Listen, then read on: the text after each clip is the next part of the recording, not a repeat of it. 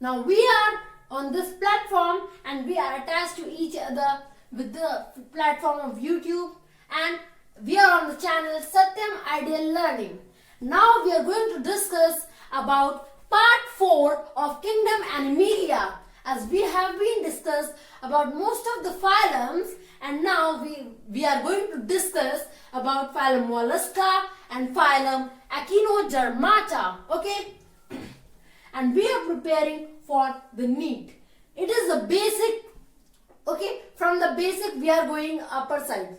Okay, for cracking the NEET. Okay, and our goal is 3960 watch hours. Now you will ask, why this 3960 watch hours? Because after this 3960 watch hours and 1K subscribers, we are going to attach with each other with the live session. Okay, so we will see each other on the live session after this goal. So we have to reach with this goal very fast. Now come on the topic phylum Mollusca. At the very first, molluscus means soft in Latin. Okay, what does molluscus means? Molluscus means soft in Latin. It is the second largest phylum. As I have told you in my previous video of the Arthropoda phylum, that it is the largest phylum. Arthropoda phylum is the largest phylum, while phylum Mollusca is the second largest phylum. Remember these things, that Arthropoda phylum is the largest phylum, while the phylum Mollusca is the second largest phylum. This is a mainly question that can come in the NEET exam. Okay.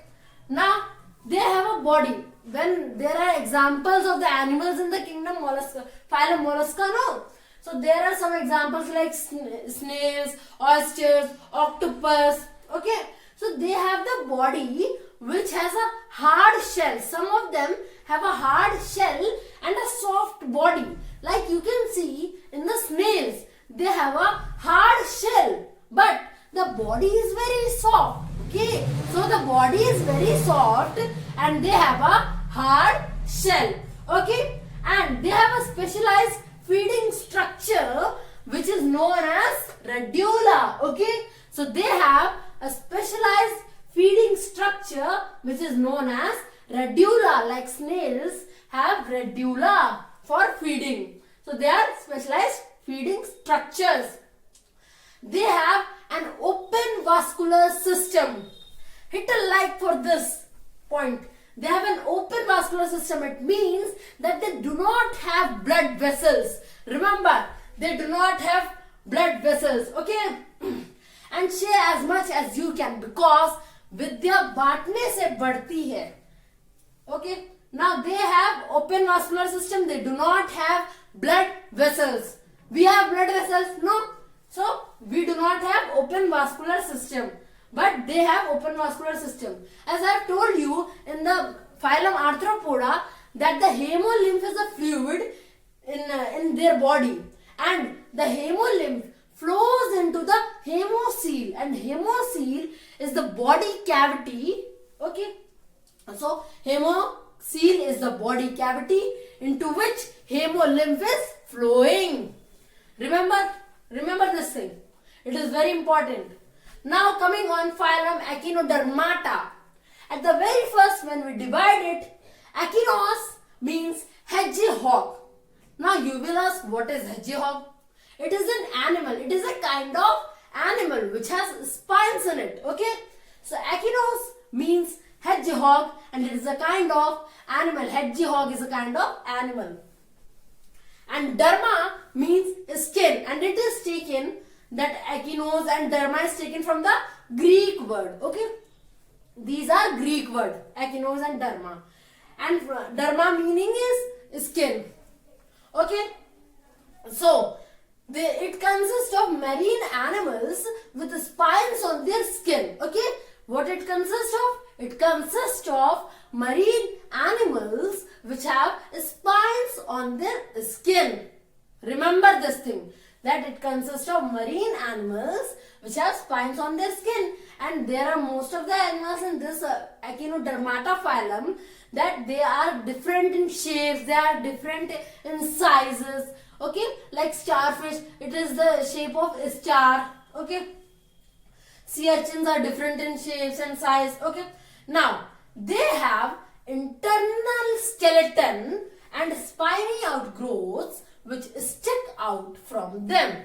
Remember this thing, that in the phylum Echinodermata, those animals have an internal skeleton, and that internal skeleton has small bones. Okay, it has small bone-like structures, and through these bone-like structures, only through these structures, there are spiny outgrowths which stick out from them. So they have internal skeleton and the spiny outgrowths stick out from them. That looks like you spines. Okay, hit a like button and share it as much as you can, and hit the subscribe button and hit the bell icon also, because for the updates of the notification of the updated video. Okay guys, so let's start our next point. They have a body which can be divided into 5 equal imaginary lines. Okay, so they have a body which can be divided into 5 equal imaginary lines. Okay, equal 5 imaginary lines. Okay, it can be divided into 5 equal imaginary lines. Now come, have network of water-filled canals. Okay, they have a network of water-filled canals. Okay, and these water-filled canals only help in respiration. These help in respiration and sensing the outer world. Okay, so it helps in the respiration and sensing of the outer world. And they have extensions. These network of water-filled canals have extensions which are called tube feet. Okay, so these network of water-filled canals have extensions which are called tube feet. Okay, it's clear. And tube feet helps in the attaching the body through the surfaces. Okay, and respiration also. So what does the tube feet help? It helps in the attaching of the body to the surfaces, as well as it helps in respiration. Okay, clear?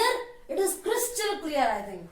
Now, some can regenerate their body parts. Okay, regenerate means they can regrow their body parts. But there are some of them in this phylum Echinodermata, there are some of the animals which have the ability to regenerate internal organs also. Okay, so they have the ability to regenerate their body parts as well as the internal organs. The body parts which can regenerate are like the arm and spine. Okay, so they can regenerate these things, and from the cut of the pieces of some parts so from the pieces of the some parts of these animals, it can grow. Okay, it also has the ability to grow from the pieces of their parts. Okay, pieces of their body. You can say that they can regenerate. There are some of them that they can regenerate from the pieces of the body parts. Okay, so what are the examples? Starfish, sea urchins, sea cucumbers. These are the examples. And in this phylum Mollusca, snails, octopus, oyster. So thank you guys for today. This is only. Now we are going to study in our next video about vertebrates. All about vertebrates and all further things what are divided. Okay, so thank you guys.